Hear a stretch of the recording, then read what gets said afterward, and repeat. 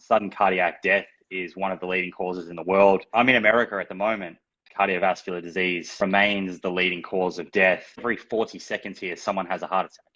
Welcome to another episode of IG Life with Astrid, your APD, your dietitian with T, no C, and I am having a great conversation today with Simon Hill. We're going all about plant-based nutrition.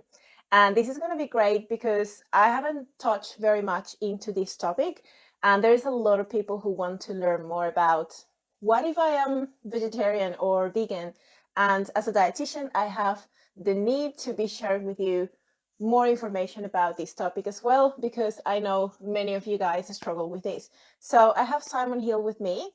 We're going to go through different sections like usual. So general questions, get to know him a little bit more, a little bit of his background, and then we'll ask him more specific questions about his top 3 options for specific questions and specific foods that he might enjoy in different food groups, true or false, and then finally we'll close it with underrated, overrated for plant-based diet. Hello. Hey Astrid, how you doing? I'm so happy to see you. Very excited to get you here in the platform to talk everything about plant-based protein, and I love your work, so I'm so happy. Well, me too. Thank you. Thank you so much for having me, and thank you to everyone who's tuning in and joining us. And we appreciate you being here. Well, I want to, first of all, I gave a little bit of introduction of why it is important for us to sort of make this live, especially for my audience. I think as a dietitian, I like to incorporate that information that is probably not very often talked about, especially in lives, all about vegetarian, vegan, plant-based nutrition. And I think it is very important for us to cover that as well. So I think you're the man to talk about it. So first of all, I am so intrigued about your background, how you came into being interested in nutrition, and why plant proof. I've always been very curious about science and always had a real love for science. Ever since I was a little kid, I remember coming home and seeing lots of scientific papers printed out, spread around the house. And if I would jump into my dad's car, I would often have to move a big pile of these papers out of the way just to get in. And yeah, my dad is a doctor. He's a professor. He has a PhD in physiology and dedicated his life essentially to researching how our arteries work. And his type of science is very, under a microscope and looking at the actual function of the arteries, zooming right in, mechanistic style science. And, on weekends, I can remember spending time in his lab and seeing the microscopes. And I always had this interest and this curiosity in what this science thing was. I knew vaguely that what it helped us do was when we have a hypothesis or we have intuition, we can use science to test it. And while it's not perfect, it's really the best thing that we have to help us get closer to truth and reduce uncertainty. Sometimes it's not, science is not exact, but it's about narrowing down the options and reducing uncertainty. And when I was 15 years old, I saw for the first time what it looks like when someone loses their health in an acute situation. And I know you want to get into a lot of nutrition tips and stuff, so I'll keep this story short. But I saw my dad have a heart attack, and it came out of nowhere. He was 41 years old. He was not on any medications. He wasn't taking statins or any antihypertensive drugs or anything like that. He had no clinical diagnosis. He was not reliant on the healthcare system. For all intents and purposes, he was a very, typical young Australian father, 41 years old, going about his day to day. And, this was a very frightening experience for me to see my dad go through that. And he ended up having to be taken by helicopter to the closest hospital. And, fortunately, Western medicine saved his life. But that's not the reality for many people. And sudden cardiac death is one of the leading causes in the world. I'm in America at the moment, and it's incredible to know that every 40 seconds here, someone has a heart attack, and cardiovascular disease remains the leading cause of death ever since the 1940s in America, which is when there was a sharp increase with the change in lifestyle. Um, but at this time, Astrid, the when I was 15 years old and that happened to my dad, the feeling that I was left with was that it was my genetic fate as well. My grandfather had a heart attack, and now my dad had it at 41. Like I said, he was living a normal lifestyle, so why would it be any different for me? And even the cardiologist at the time explained that these diseases do run in families, and I'm sure there are people tuning in right now who have maybe lost someone to cardiovascular disease. Maybe someone's had a heart attack or a stroke, or it's maybe someone in their family has type 2 diabetes or fatty liver disease or Alzheimer's dementia. And these chronic diseases are all throughout our society and to an extent have been normalized. It is true, we all are going to die of something, but there's a big difference between living a long life without the burden of chronic disease and living a life that a large percentage of it is burdened by chronic disease, or having your life cut short as a result of developing one of these diseases. So for me, for a long while there, I was a little disempowered. I thought that it was my genetic fate. You've been dealt this genetic card. Get on with life. That's bad luck. But then, as I went through university and my first degree was physiotherapy, and then I did a master's in nutrition science, it became very clear to me that by and large, the main reason that these diseases are running in families and that we have normalized them is that families are adopting the same lifestyles. And yes, genetics do play a role for sure. And in a small set of circumstances, no matter what you do, however you live, they will sadly determine your outcome. But for the bulk majority of society who are riddled by these chronic diseases, we have a lot more say than we're often led to believe. And there are studies looking at twins, identical twins, that have been brought up and lived in different environments with different environmental exposures, and they've been able to tease out this relationship, nature versus nurture, how much of our health fate is determined by our genes. And it seems around 20% of our health outcome is dictated by genes. But by and large, we can, through our lifestyle and how we navigate our way through life, we can really determine how these genes are expressed and when and if we experience these chronic diseases. So, learning that and then taking a deep dive, particularly into cardiovascular disease, and looking at, well, what are the major risk factors for this? And when it comes to our diet, what are the major components that lead to the building up of plaque in our arteries, atherosclerosis, which is the main cause of a heart attack and a stroke, was really the science. I went back all the way to the early 1900 science that sort of was the first science to start to put together the role of diet and heart disease, and worked my way through all of that and realized that I needed to make some changes to my diet. I love that you talk about that epigenetics, how you are pretty much like 80% in control of most of the things that you can control.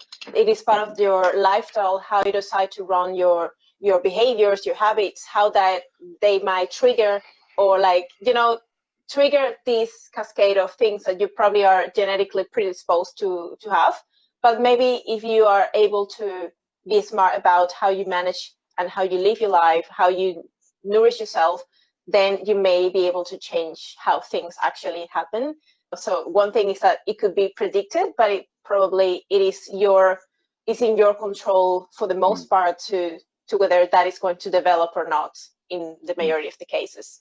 I guess to add to that, of course, it needs to be within your means to make the changes. And most people tuning in, I mean, sadly, 85% of the world earn less than $30 a day.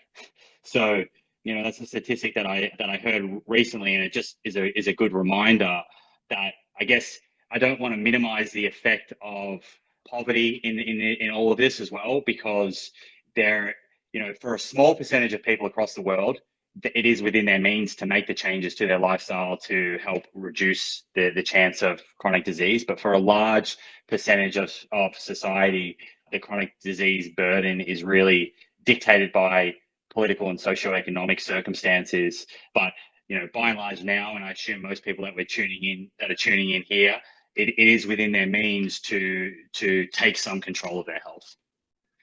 Yeah, I agree absolutely, and I think that is an important component you mentioned. That is socioeconomics. Even like very poor neighborhoods are surrounded by fast food chains and things like that. That probably make things a little bit more easier for them to get more access to foods that are probably not as nutritious that they could potentially change if there was more availability of other food sources and like supermarkets and things like that. So I think that's a lot of different things that play a role into chronic disease and obesity, which is a multifactorial thing that we could spend hours and hours talking about. But I want to really get into your jam, which is plant-based nutrition. And I have like a few general questions will be my the first section. And then I want to run through your top 3 X things that you choose for, or you think they're best for choosing in a plant-based nutrition, and then true or false, and then underrated, overrated. And hopefully we can get through all of them because they are a little bit faster to answer. So shall we get right into it? Let's do it. All right. So the first one, obviously, looking at your book and the things that you have sort of explained in terms of what plant-based diet is versus vegetarian, vegan, flexitarian, pescatarian. So in your opinion, what is the main difference amongst these? Apart, obviously they have a very common theme, but they have a slight difference in between them. So how can we clarify this first before moving towards the next points? Firstly, plant-based in the literature can really cover anything from a Mediterranean diet to a DASH diet, pescatarian, vegetarian, all the ones that you just mentioned, Ben. Depending on the study you're looking at, they're often described as plant-based dietary patterns. So plant-based, by definition, at least the way it's used in the literature, sometimes the way it's used in the grocery store is different. Usually in the grocery store, plant-based means that product's free of animal products. Whereas in the scientific literature, plant-based is used to describe these dietary patterns where a predominant amount of the calories are coming from plants, but it's not exclusive. Now, within plant-based though, that does cover vegetarian and vegan diets, which vegan diets are plant exclusive. So plant-based really means sort of plant predominant all the way to plant exclusive. Now, if you think about the words vegan and vegetarian, the way that I see those terms is it more tells you what's not in those diets. So vegetarian means there's no meat in the diet, and vegan diet means that there is no animal products at all in the diet, but it doesn't speak to diet quality because you could do a vegetarian or a vegan diet with a lot of ultra processed foods. So that's where there's another term, just to confuse things a little bit more for everyone, that you might see. Whole food plant-based you often see, and usually when someone uses whole food plant-based, they're talking about a diet that doesn't have any animal products in it, but is based predominantly, at least, on whole foods, not on ultra processed foods. That you can there are, as you know, there are a lot of unhealthy vegan foods in the grocery stores these days. So I guess that's the way that I sort of navigate the terminology. Now, is one of those better than the other? I think that while, you jump on social media and you see a lot of polarizing opinions about what diet's the best, right?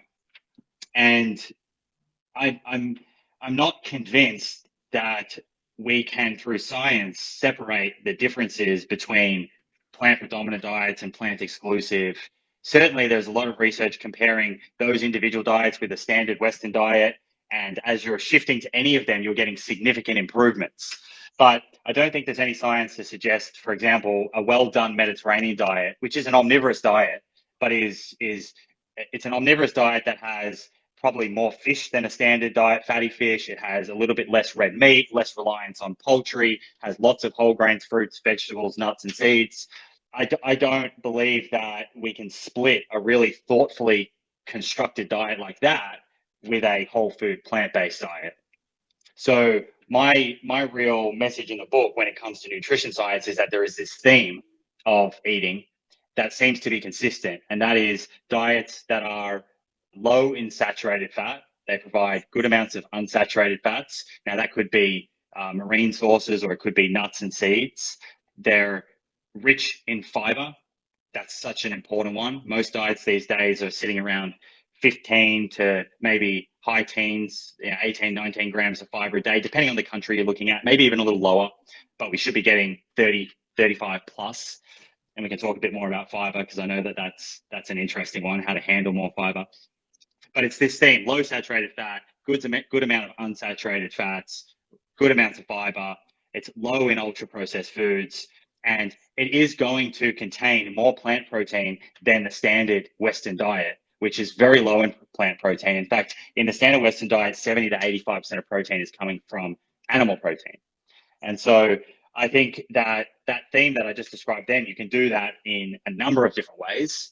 And I think, the rationale, my personal rationale for, say, a diet that leans more towards plant exclusive, or a diet that completely removed animal products, is more for planetary health and animal welfare, if that's something that you're factoring in to your food choices at that particular time in your life. No, I agree completely. And I think at the end of the day, it is a very personal preference what you choose to go for. And I guess the main important part of this is like, whatever diet you choose that's going to be sustainable for you, it's going to make you feel good, it's going to lead to better health. And obviously including a lot of plants in your diet is something that you never can neglect. Now, I have this, I think you probably encounter this as well very often. We hear this a lot from carnivores and maybe people that are in that other extreme of thoughts, that they think, or they say that fiber actually is not essential, but probably is not completely essential, but it's optimal to have it in your diet anyways. But when we think about the actual statement that they say, is like, you don't need this because it actually increases, like, imagine you're in a traffic jam and you have constipation, like why you would put more trucks on the road to make things worse. So I guess the component of looking at fiber is a very controversial topic, depending on where you're looking at it. But I think it is important to sort of look at all the benefits that fiber has and all the different things that fiber can do for optimizing health. So what would you talk about, or like if you have this conversation with someone who is a carnivore and they tell you fiber, you don't need fiber, you can live and thrive without fiber. The anti-nutrients and lectins and like plants, you don't need plants because they don't want you to eat them. Mm-hmm. How would you respond to that? It's so tricky. Well, usually I'll try and find the story that they like to use to substantiate their very low carb carnivore diet, because it is all storytelling at the end of the day. There's not a lot of evidence there. It's a lot of speculation around what our ancestors did and didn't eat, which country are they looking at, what time of the year. But I'll usually pin them down and look at that. And, often these groups are citing the Hadza, for example. And, the Hadza is a tribe in Africa who on average consume between 100 and 150 grams of fiber a day. And what I find interesting is that the carnivores will cite this group to substantiate their decision to double down on meat, but they'll disregard the fact that they have this huge amount of fiber in their diet. So I'll usually point out some logical inconsistencies there, even before I go into all of the science showing benefits of consuming fiber. And so I do find it interesting that this non-essential conversation comes up when it comes to fiber. But as you rightly point out, just because it's not deemed as essential doesn't mean that it's not optimal to be consuming fiber in the diet. And we have, I could argue, and I think a lot of people would argue, that even though it's not essential for you, it's essential for your microbiome. And when you're eating, you're not just eating for yourself. You have 38 trillion of these microbes to look after. And we know that populations who are consuming higher amounts of fiber through a diversity of plants tend to have a more diverse microbiome composition. This leads to greater numbers of bacteria that produce more short chain fatty acids. these short chain fatty acids help keep the integrity of the gut lining, reduce permeability, which stops the flow of inflammatory endotoxins, molecules that can increase inflammation ending up in the bloodstream. And at the same time, fiber lowers cholesterol, a significant risk factor for the leading cause of death in the world. Fiber improves blood glucose control, another risk factor for several diseases. And we could go on and on and on and on about the benefits. If you look at the overall mortality benefit of consuming fiber, and you look at the dose response curve, even though we say 30, 35 grams, it seems that the benefit even keeps going above that. And, it's not just epidemiology. We have clinical trials as well. There's a trial that's published in Nature that was done by a researcher called Turnbow and David Lawrence and Turnbow. And they had two different diets. They were short-term diets, but they wanted to see what happens to the microbiome in a short period of time when you feed a completely plant-based versus a diet that had zero fiber and was all animal products. And they saw just within that 5-day period, the group of participants that were eating the all animal, when they ate the all animal based diet, they had less bacteria that could produce short chain fatty acids, these anti-inflammatory fats that I was talking about before. They had an increase in bacteria that's associated with inflammatory bowel disease. They had an increase in production of secondary bile salts, which might explain why people that eat a lot of red meat above a certain threshold are at higher risk of colorectal cancer. We could sit here literally for 2 hours and go through all of the evidence that speaks to the benefits of fiber. I think that by and large, it's accepted by everyone except for a very, very small fraction of people in the nutrition space who do display an obvious logical inconsistency when it comes to their diet choices. So I'm not sure if I fully answered your question there. You may have had was there a second question added onto that? Yes, it was about lectins and anti-nutrients, lectins. because we Yeah. do hear a lot about this. Yeah, so lectins, and there's been a whole book written to kind of scare people off of lectins.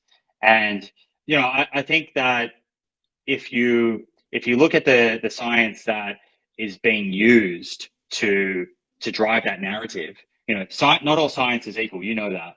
And I mentioned before the science my dad does under the microscope. That science is important. It helps us sort of understand mechanisms, but it's very much hypothesis generating. And laboratory studies or animal studies, often what you find in those studies doesn't play out in humans. And so you have to generate these hypotheses and then you go and test them. Now, if, for example, you have a situation where there is only laboratory evidence on something and there's no human evidence, well, maybe you take the precautionary principle and you say, okay, in the laboratory circumstance, we can see that lectins are inflammatory. We should perhaps avoid foods containing lectins until we have better science in humans. But that's not the case with lectins. So there's a bunch of this mechanistic studies that get cited, which is, in vitro kind of studies looking at cell tissues, or animal studies where animals are exposed to amounts of lectins that you and I would never be exposed to through a diet. And that's an important thing. When we're talking about nutrition, exposure is so important. If I go and cherry pick a study on soy or on lectins, and it's looking at an animal that was exposed to a certain amount of lectins of soy that we would never be exposed to in our diet on a gram per kilogram of body mass, it's an animal, and B, it's not representative of the amount that we would be exposed to. So when it comes to lectins, that's where most of the fear is generated from, the lower part of the evidence hierarchy. Now, there are a couple of studies in humans where humans have had some very bad reactions to underprepared, undercooked legumes. And that will happen. If you don't soak and cook legumes, and really, if you're preparing dried legumes, they should be soaked for at least 16 hours minimum. That's going to help you, if you're adding beans to your diet for the first time, that's going to help with bloating and flatulence. And it's also going to really reduce these lectins, which otherwise could be inflammatory and could affect your gut. I'm not saying that lectins in a dried bean wouldn't affect your gut. They would. What I'm saying is we don't eat dried beans. And when you prepare them properly, and canned beans, just so everyone's aware, are already soaked and cooked. So That's it. That job's already been done for you. But when you do that soaking and cooking, you reduce lectins by around 90%.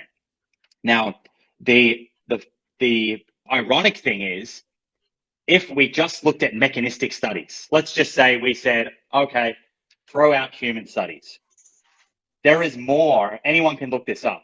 There's more mechanistic studies showing that lectins are anti-carcinogenic and beneficial than there are mechanistic studies showing they're dangerous.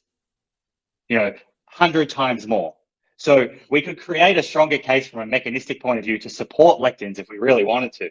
Now, what I think is most important though is that if you zoom out and you look at populations that are consuming lots of lectins, or lectin containing foods, I should say, because they're preparing them and they're being reduced.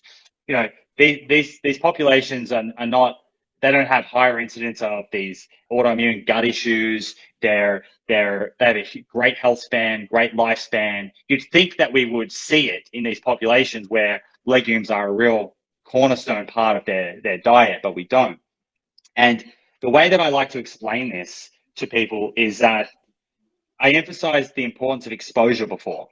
And let's think about oxygen, right? So oxygen is I think it's around 20 or 26% oxygen in the air. Someone's going to correct me on that, but it's around that. It's not 100%. And if you are to give someone 100% oxygen, then after a while they would pass out and they would die. But if I said to you, is oxygen toxic? Everyone would say, no, it's, we need oxygen to live. And so this is what we're dealing with here. Something can be very healthy at a certain level, and then at another exposure level could be toxic. But lectins in the diet, in properly prepared, legumes that have been soaked and cooked, we shouldn't be fearing these foods. We know actually that eating more of these foods, particularly if we're swapping things out of the diet, like processed meats for these, or lots of very high saturated fat meats for these, this is a substitute that will shift everyone to a more healthy dietary pattern and help lower cholesterol, help improve blood glucose control, help increase the fiber in their diet, and ultimately just help people adopt a dietary pattern that's associated with less disease.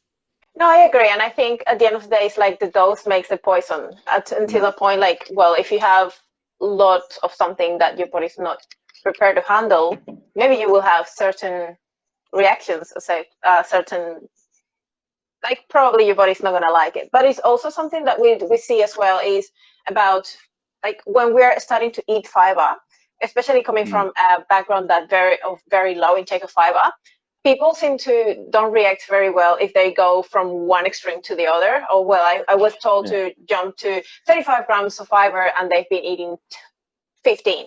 So I guess it's also like the progression and getting the body used to handle this new amount of extra fiber in your body. So I was going to ask you something that I think it is very important for those who are starting to try to incorporate more of these vegetables, plants in your diet. Many people actually struggle to include them because of the taste, because of whatever reason they feel to struggle. Are there any tips or any ways or strategies you would suggest to start loving and incorporating vegetables in your diet?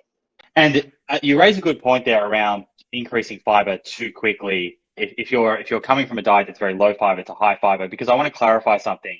Even though I'm saying that lectins are not the poison that they're made out to be, if you introduce a lot of beans quickly into your diet, you might be led to believe that your body, your physiology is not suited to legumes. And most of the time it is because your microbiome needs time to adjust and to get used to digesting these new prebiotic materials that you're supplying it. And to navigate that space, really the biggest tip that I can provide is to go low and slow.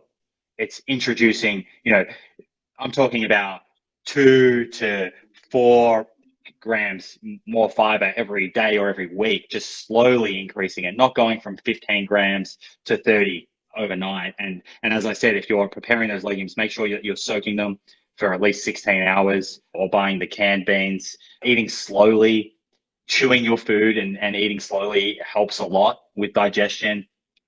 being a bit more mindful and not watching TV and just chowing down the food and inhaling it. We all know if you inhale your meal and you're not present, quite often afterwards you can feel a little bloated, a little bit, not quite as good as if you take your time to really chew your food and go slowly. And then the other thing, as you're increasing fiber, you will probably need to drink more water. There'll be water that's pulled into your intestine, which will help with the bowel movements. So staying hydrated is also key. Now, to your point about how do you add these foods in that maybe you're not used to and maybe they taste a little bland, none of this is about losing joy or love for food. It shouldn't be. If that's the conversation we're having, then it's going to be very hard to get people to eat more plants, which we want people to do because it will improve their health outcomes, right? Now, so I think, and this is one of the reasons why I'm not a big fan of the anti-oil sort of rhetoric. And you'll quite often see that, and there's a few reasons. One, because in most of the studies that are out there, oils like olive oil is associated with better outcomes. Even canola oil is. But two, because we see that often people that use oils will actually eat more vegetables. So one thing that I would say here is not to let perfection be the enemy of good. If using some oil in your cooking is going to get you eating more broccoli and more cabbage and more cauliflower, then don't change that. Stick with that. That is, don't let oil derail your progress here, or this idea that you need to remove oil from your diet, because you don't need to. Then I would be thinking about herbs and spices and condiments, right? So, and this extends beyond just vegetables. We could talk about tofu or tempeh here. If you take tofu or tempeh out of the packet and just cut it up or put it in the pan and eat it, it's pretty bland, Yeah. and not a large percentage of people are going to love that experience.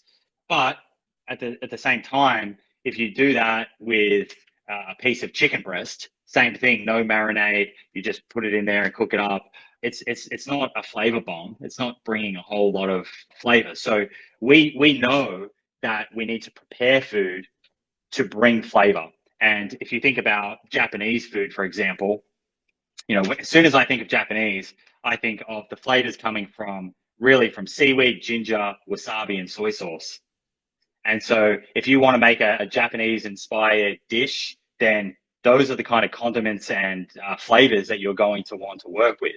If you're doing a stir fry and you're adding in lots of broccoli and mushrooms and cauliflower, then you can consider what spices do you enjoy the flavor of. Is it cumin? Is it paprika? Is it turmeric? And when you serve it, maybe sriracha, hot sauce.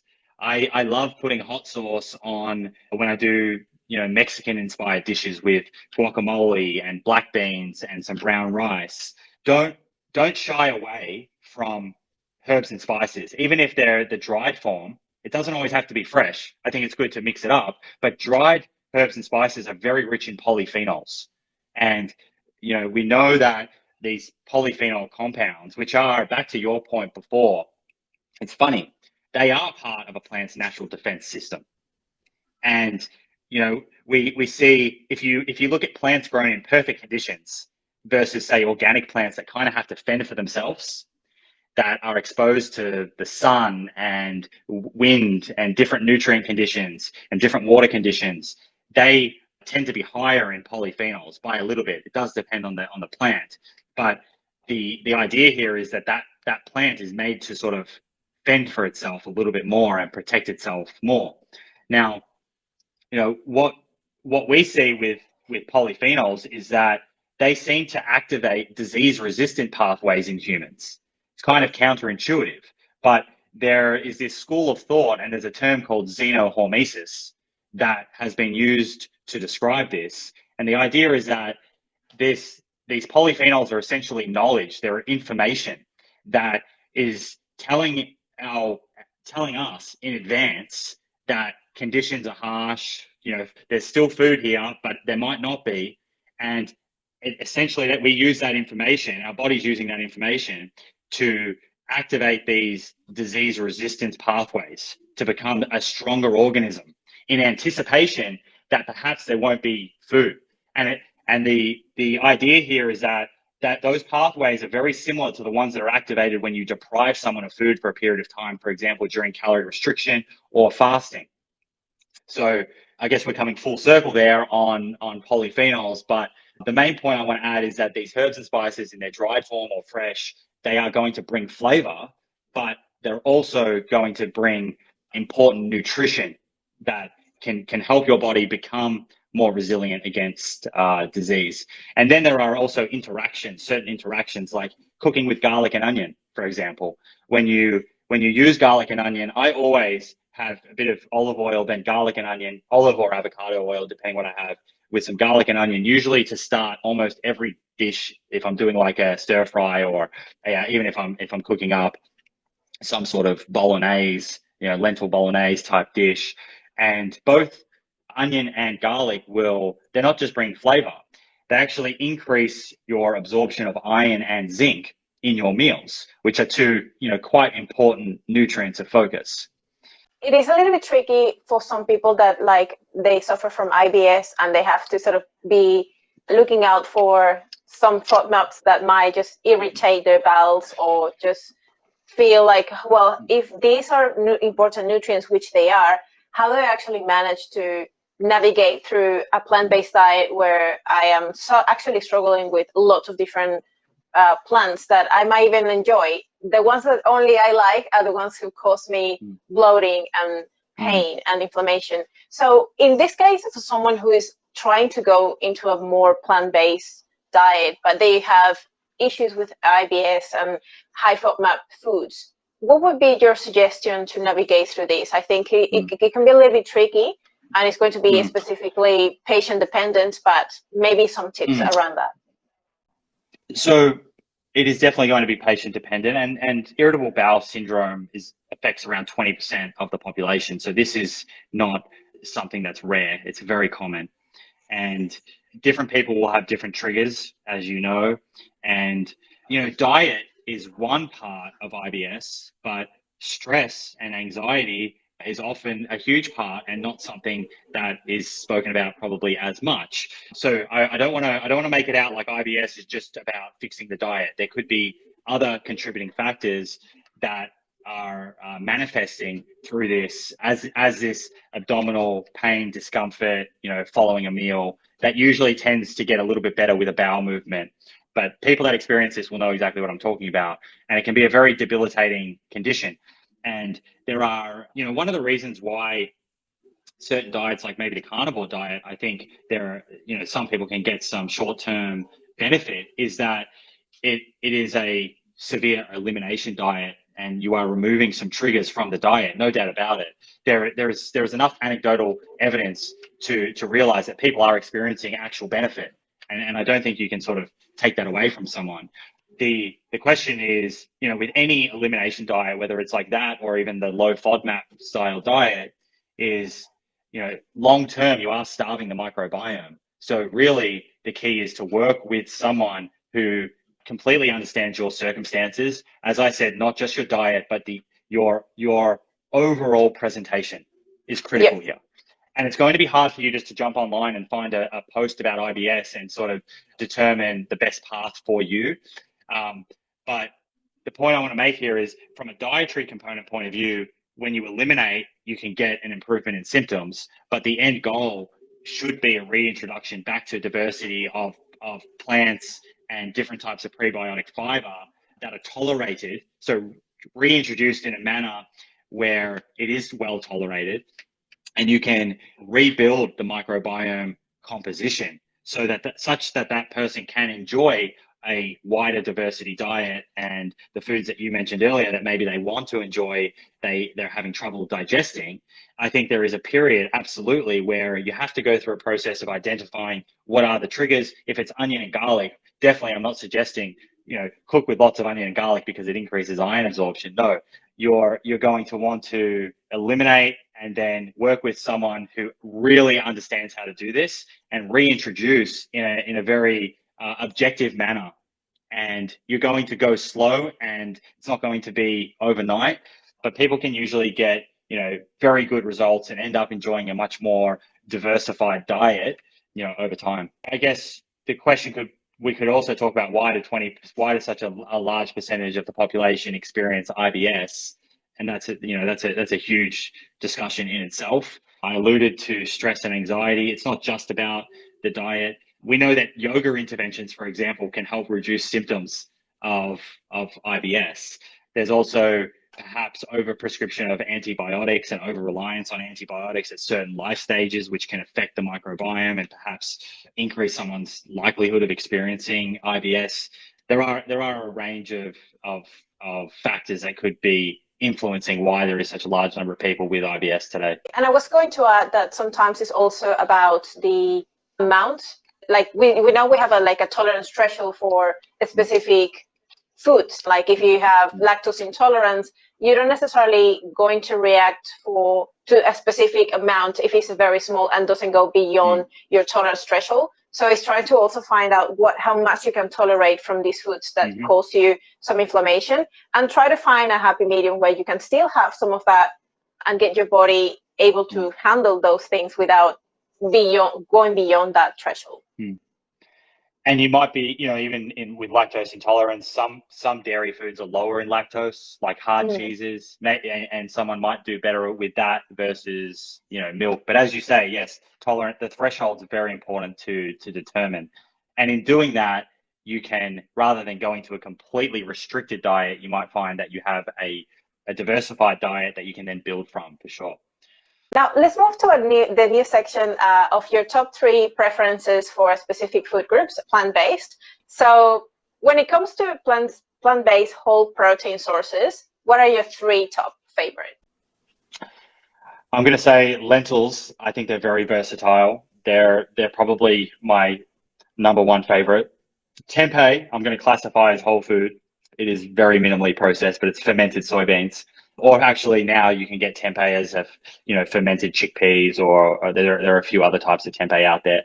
But so lentils, tempeh, and then, I love chickpeas. I think chickpeas are very versatile, and, you can enjoy them as they are. You can bake them, you can make hummus. So they're my 3 favorites. I know other people probably throw tofu into that list as well, which again is minimally processed, but in a classical sense, it's not like an ultra processed food where you have added, salt, sugar, and fats. So, it's different to what we mean when we say we should limit ultra processed foods. Okay. With plant-based protein supplements, especially looking at people maybe who struggle to actually meet their protein requirements, or they just want to add a little bit of extra protein because their protein requirements are very high. Pea protein, soy protein, potato protein, which one do you find that are your top 3?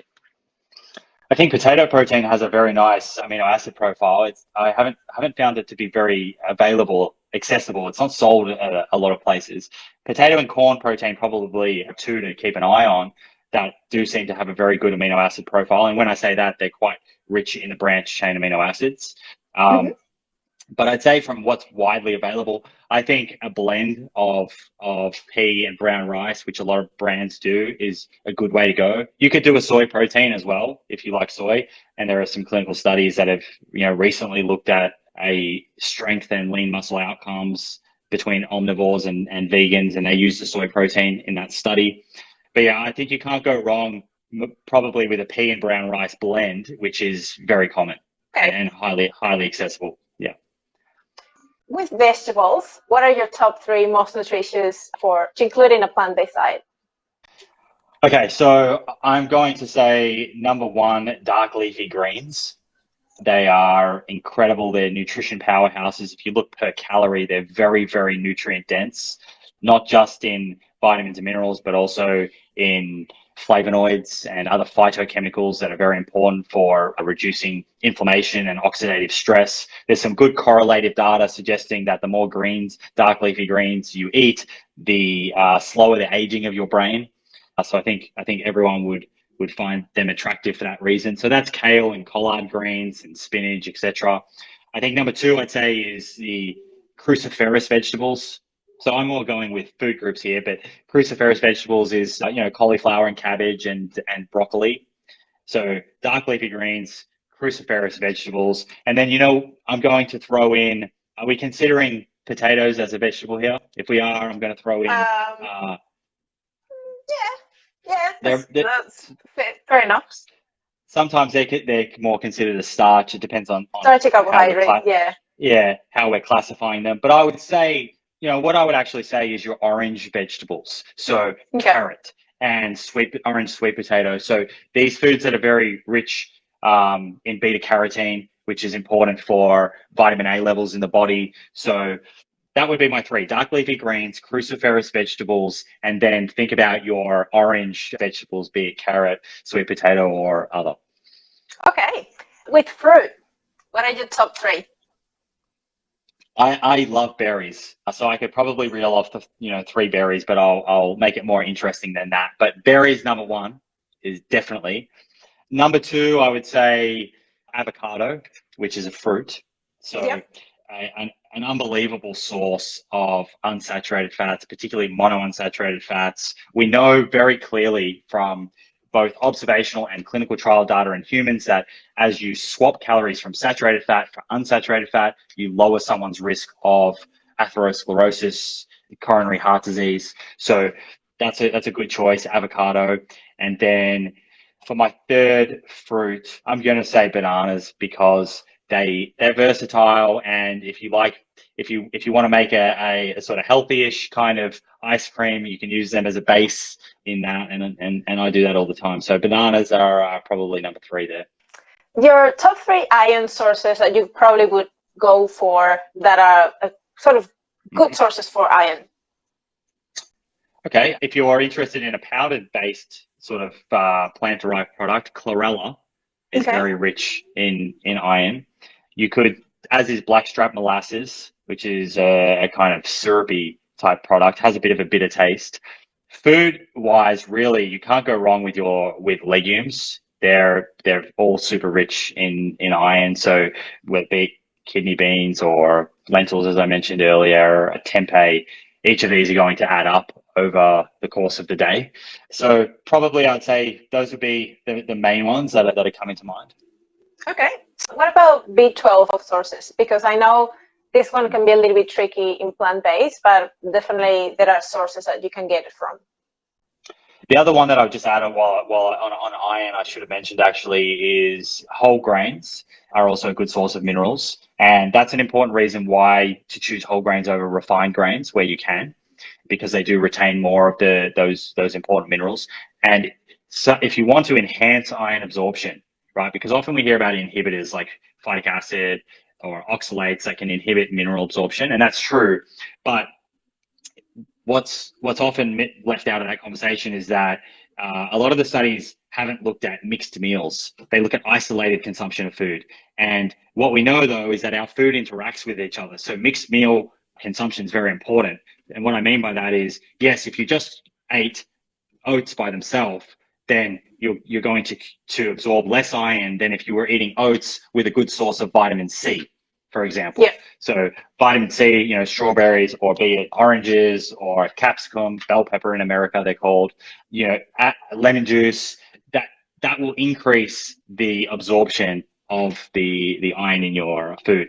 What was your next question? About B12. Oh, yeah, sure. So there are claims that certain plant foods contain B12. And I'm a skeptic. I remain very skeptical of plant foods that contain B12.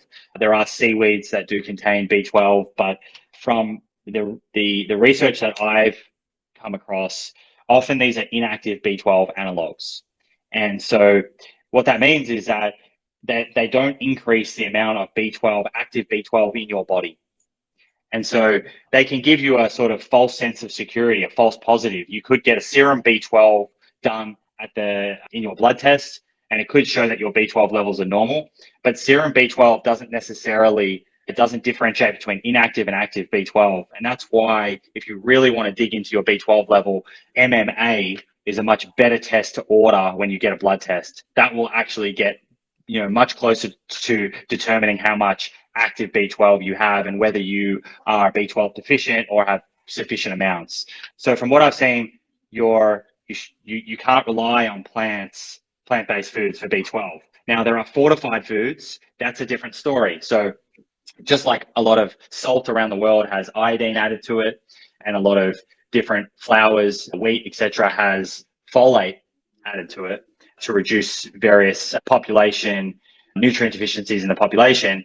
There are now fortified foods like nutritional yeast, plant-based milks in certain countries, plant-based yogurts in certain countries, plant-based meats in certain countries that are fortified with B12.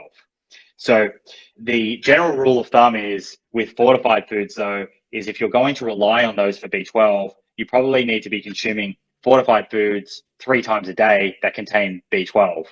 Now, personally, I prefer to take what I believe is a more reliable route to ensure B12 levels, and that is via a supplement. So if you're supplementing with vitamin B12, the recommendation is about anywhere between 50 to 250 micrograms a day. It sounds like a wide range, but there's a very little difference in the absorption. And you'll take that on a daily basis, or if you take a B12 supplement once a week, it's 2,000 to 2,500 micrograms. And someone asked what that test was. It's MMA is the best way to describe that test with your doctor. All right, so let's jump on over. Well, I like the true and false, and we can go quite fast with this one. So maybe just a very short explanation on that one if you choose your answer. With vegetable oils, apart, like let's say omega-3s, apart from sugar, are the leading cause of inflammatory conditions and obesity. True or false? False. Okay. All saturated fats are the same, have the similar effect in your body physiology as, for example, coconut oil, full cream milk, butter. Are they all the same? True or false? False. Okay. Do you want to sort of do a quick explanation? Well, I mean, I mentioned short chain fatty acids before in the gut, and butyrate being an example, and this is a very health promoting fat. Now, butyrate is a saturated fat. And so that's a clue that not all saturated fats are harmful.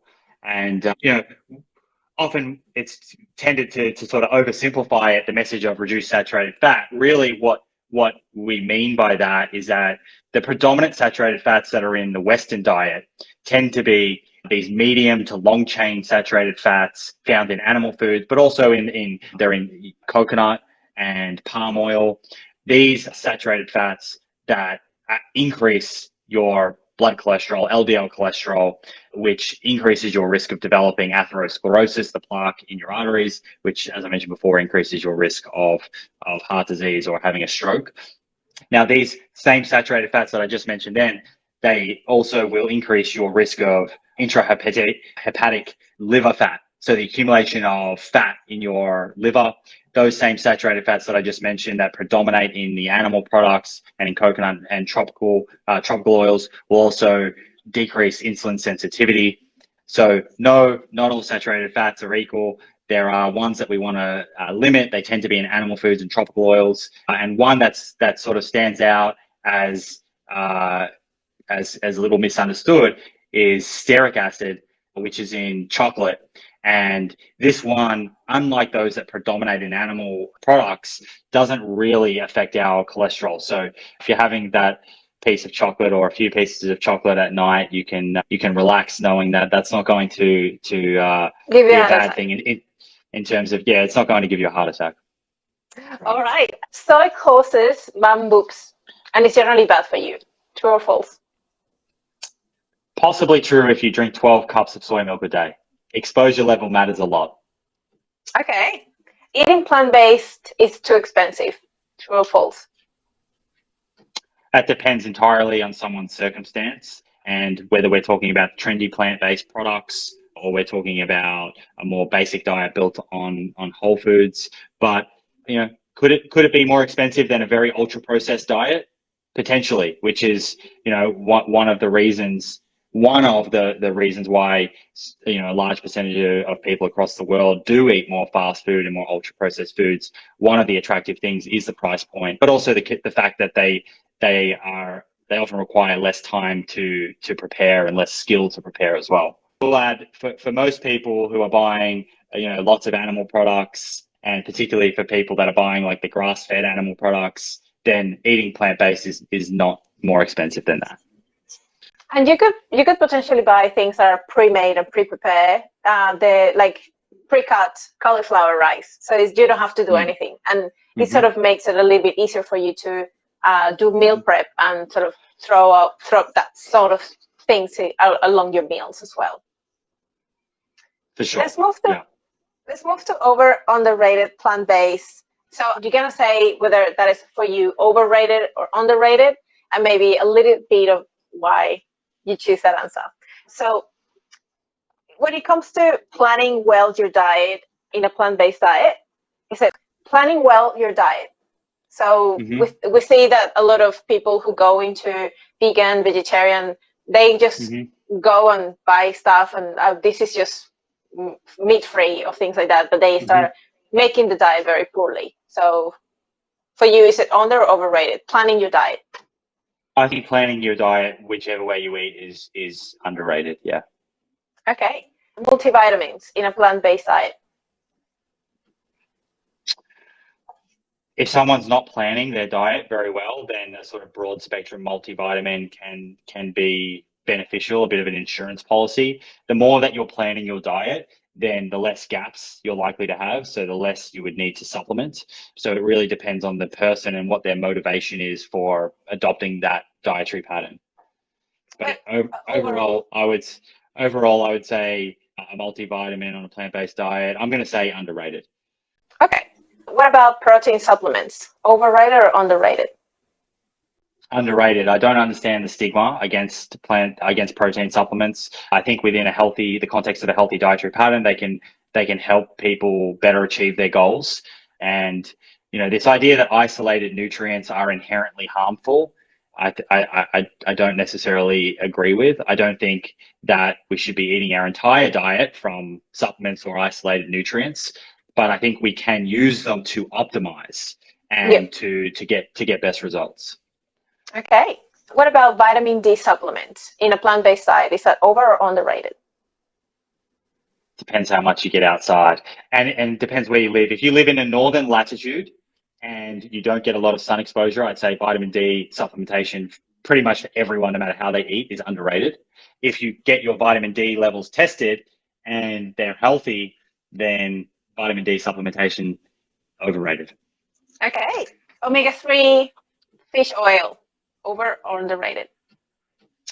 I'm going to say overrated because you can get algae oil and go past the fish direct to the source. The fish gets their omega-3s by eating algae. And now with the recent innovation of sustainable algae farms, they're harvesting the DHA and EPA directly out of algae.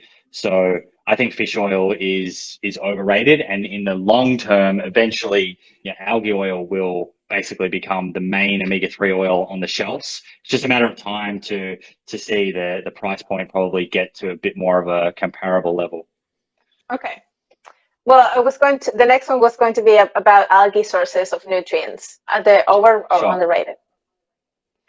I think underrated. I think we have a huge potential to grow different types of seaweed and to use that for human nutrition, both for things like protein, but also for iodine, which can be very rich in certain seaweeds. There are things to consider there in terms of iodine toxicity can occur at such a small intake, so we need very reliable sources, and that is often one of the fears with sort of dulse or kame or nori, these seaweeds, is potential for people to overdose on iodine. So you don't want to go overboard on these, but I am excited by various industries that are looking at growing various different types of seaweed in the ocean in a very sustainable manner, which offers huge benefits for the climate, but also could stand to be a great source of protein, which is very important given, by 2050, we're going to have 11 billion humans to feed. And, that's a lot of protein that's going to be required. Okay. So probiotics, are they over or underrated? As a sort of prescription for Supplements. everybody. Yeah, so as a sort of one size fits all, I would say overrated. However, there are some very good probiotics and probiotic strains for very specific conditions. So, Hmm. I'm definitely not anti-probiotic. I think that pending the right indication, they can be very beneficial. I also think, though, that they shouldn't be a distraction from adopting a very high quality diet, considering the quality of the dietary pattern, considering the benefits of prebiotics in the diet, and using them in conjunction as opposed to just putting someone onto a probiotic without considering some of the potential sort of root causes of the gastrointestinal symptoms that they're experiencing. Okay, last question. Eating the rainbow when it comes to plants, is that over or underrated? Underrated. All right. Well, Simon, thank you so, so much for having the time with me. It was awesome to have a chat to you and talk everything about plant-based nutrition. Is there anything you'd like to talk about your book, where people can find you, any new projects coming up? Yeah, cool. Well, firstly, thank you. I love what you're doing and I appreciate you taking the time to have this conversation. I think it will be very helpful for lots of people. I hope so anyway. This is the book, and it's going to be in reverse. It's on shelves in Australia and New Zealand. It's out in the United States and Canada November 1st on shelf. You can go to plantproof.com/book if you want to find out more about that. And yeah, you can reach out to me on social media if you have a question or want me to point you in a certain direction. And if you want to kind of get in a little bit more into some different topics of nutrition and all things plant-based, then you can jump over and find the podcast, the Plant Proof podcast, and there's 150 odd episodes in there, so you can kind of just scroll and choose the one that kind of catches your eye. Awesome. Well, thank you so much again, Simon. Pleasure to see you. Pleasure to meet you. You enjoy the rest of your day. Thanks, Astrid. Appreciate it. Bye bye.